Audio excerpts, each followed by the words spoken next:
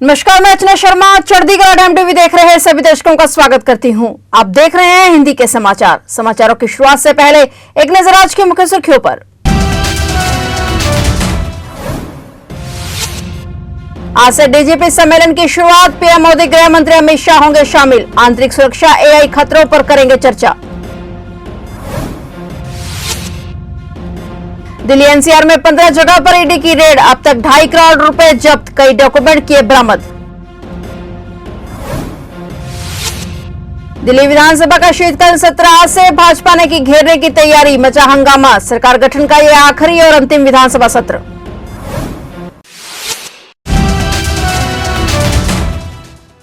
और अब समाचार विस्तार से। आज से भुवनेश्वर में पुलिस महानिदेशकों और पुलिस महानिरीक्षकों का वार्षिक अखिल भारतीय सम्मेलन शुरू हो रहा है। इस मौके पर आंतरिक सुरक्षा, जम्मू कश्मीर, अलगाववादी समर्थक तत्वों, साइबर अपराध, एआई से उत्पन्न चुनौतियों और ड्रोन से उत्पन्न खतरों समेत अन्य मुद्दों पर चर्चा होने की संभावना है। पीएम मोदी और गृह मंत्री अमित शाह भी इस सम्मेलन में शामिल होंगे। सम्मेलन का उद्घाटन गृह मंत्री अमित शाह करेंगे और वहीं प्रधानमंत्री शेष 2 दिन उपस्थित रहेंगे और रविवार को समापन भाषण देंगे। प्रधानमंत्री मोदी आज 29 नवंबर की रात को भुवनेश्वर पहुंचेंगे और 1 दिसंबर की दोपहर तक ओडिशा में रहेंगे। यह पहली बार है जब ओडिशा में पुलिस महानिदेशकों और पुलिस महानिरीक्षकों के अखिल भारतीय सम्मेलन का आयोजन हो रहा है। इस कार्यक्रम में राष्ट्रीय सुरक्षा सलाहकार अजीत डोभाल और खुफिया ब्यूरो के अन्य वरिष्ठ अधिकारी, सभी राज्यों के डीजीपी, सीआरपीएफ के महानिदेशक, research and analysis wing Rao यानी कि राष्ट्रीय सुरक्षा गार्ड और एसपीजी के प्रमुख भी शामिल होंगे। इस सम्मेलन को लेकर भुवनेश्वर के कई इलाकों में नो फ्लाई जोन घोषित किया गया है। इस दौरान सीआरपीएफ और बीएसएफ के जवानों के अलावा राज्य पुलिस की 38 प्लाटून जमीनी सुरक्षा प्रदान करेगी। दिल्ली समेत एनसीआर में बीते दिनों ईडी ने 15 जगह पर छापेमारी की कार्रवाई की थी, जिसमें अब तक 2.5 करोड़ रुपए जब्त किए गए हैं। प्रवर्तन निदेशालय ने दिल्ली और एनसीआर में तत्कालीन क्वालिटी लिमिटेड और तत्कालीन प्रमोटर निर्देशक संजय ढींगरा, सिद्धांत गुप्ता और उनसे संबंधित अन्य फर्जी कंपनियों से संबंधित 15 स्थानों पर तलाशी अभियान चलाया था और तलाशी अभियान के दौरान ईडी की टीम को 1 करोड़ 3 लाख रुपए की नकदी और विभिन्न आपत्तिजनक साक्ष्य बरामद किए गए थे और साथ ही लगभग 2.5 करोड़ रुपए के निवेश मूल्य वाले डीमैट खातों को जब्त कर लिया गया है।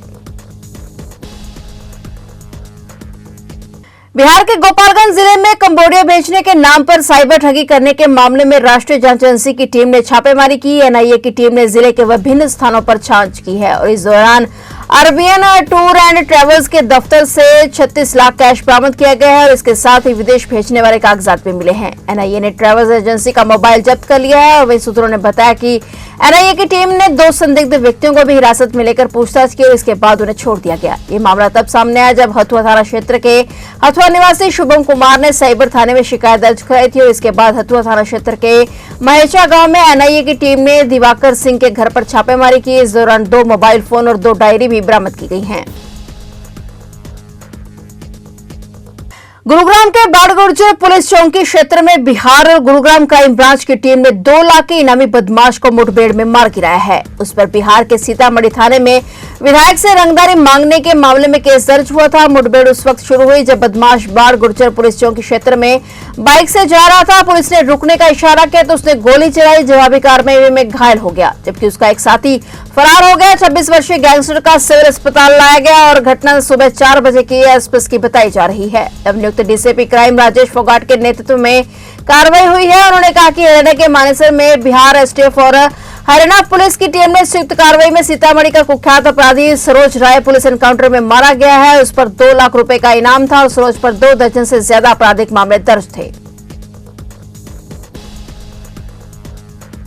दिल्ली विधानसभा का सत्र आज से शुरू हो गया है। सरकार गठन का यह आखिरी और अंतिम विधानसभा सत्र है और वहीं आज भी सत्र में हंगामा देखने को मिला। दिल्ली में भारतीय जनता पार्टी ने आप सरकार को घेरने की पूरी तैयारी की हुई है और इस सत्र में पक्ष और विपक्ष पूरी तरह से एक दूसरे पर हमलावर रहेंगे और पूरी तरह से राजनीतिक सत्र देखने को मिल सकता है। सरकार जहां अपने 10 साल की उपलब्धियों को सदन में गिनाएगी और केंद्र सरकार भी निशाना साधेगी, वहीं विपक्ष ने भी इसे लेकर खास तैयारी की है। दिल्ली सरकार के वित्तीय स्थितियों पर वह पूरी तरह से हमलावर रहेगा और चुनाव से पहले सत्र हंगामेदार होने के आसार हैं। आज विधानसभा में बस मार्शलों का मुद्दा और भी कई गंभीर मुद्दों को लेकर बहस हुई।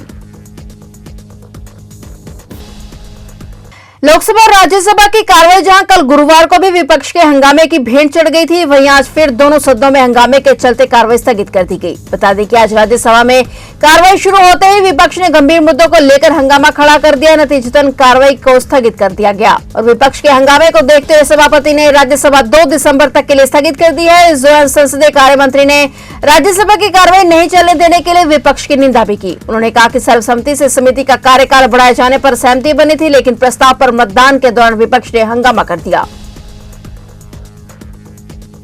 झारखंड के मुख्यमंत्री के रूप में शपथ लेने वाले हेमंत सोरेन ने घोषणा की कि राज्य केंद्र से अपना 1,36,000 करोड़ रुपए का कोयला बकाया वसूलने के लिए कानूनी कार्रवाई करेगा। सोरेन ने वर्तमान सरकार की मंत्रिमंडल की पहली बैठक के निर्णयों की मीडिया को जानकारी देते हुए कहा कि केंद्र के पास राज्य के पेंडिंग 1,36,000 करोड़ रुपए वसूलने के लिए कानूनी कार्रवाई शुरू की जाएगी। सोरेन ने यह भी कहा कि कोल इंडिया जैसी केंद्रीय कंपनियों से यह बकाया राज्य का अधिकार है और इसके न मिलने से झारखंड का विकास रुक रहा है। हालांकि मुख्यमंत्री ने कहा कि यह निर्णय कैबिनेट बैठक में लिया गया, लेकिन दिन में किसी भी मंत्री ने शपथ नहीं ली। उन्होंने कहा कि झारखंड एक अल्प विकसित राज्य है जो संसाधनों की कमी के कारण गंभीर रूप से प्रभावित हो रहा है। संसाधनों की कमी को दूर करने के लिए इस राशि की जरूरत है।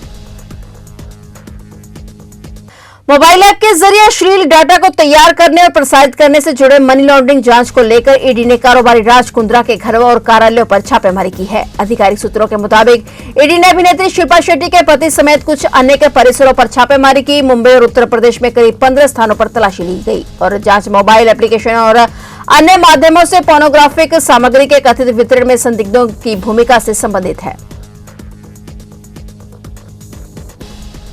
तमिलनाडु के तटीय इलाकों में चक्रवात फेंगल के चलते मौसम बिगड़ता जा रहा है। क्षेत्रीय मौसम विभाग ने अगले 24 घंटे में भारी बारिश और तेज आंधी की संभावना जताई है। समुद्र में लहरें 10 फीट से अधिक ऊंची उठ रही हैं, जिससे तटीय जिलों में खतरा बढ़ गया है। तमिलनाडु के डेल्टा क्षेत्रों में मूसलाधार बारिश लगातार जारी है, जिससे कई जिलों में हालात गंभीर हो गए हैं। प्रशासन ने 150 से अधिक अस्थायी राहत शिविर स्थापित किए हैं और लोगों को नदियों के पास जाने से सख्ती से मना किया है। प्रशासन ने बताया कि निचले इलाकों में बाढ़ आ गई है। जिले में 16 अग्निशमन केंद्रों पर 270 बचाव कर्मियों, तैराकों और उपकरणों के साथ टीमें तैनात की गई हैं। प्रशासन ने लोगों को सतर्क रहने और आवश्यक निर्देशों का पालन करने की अपील की है।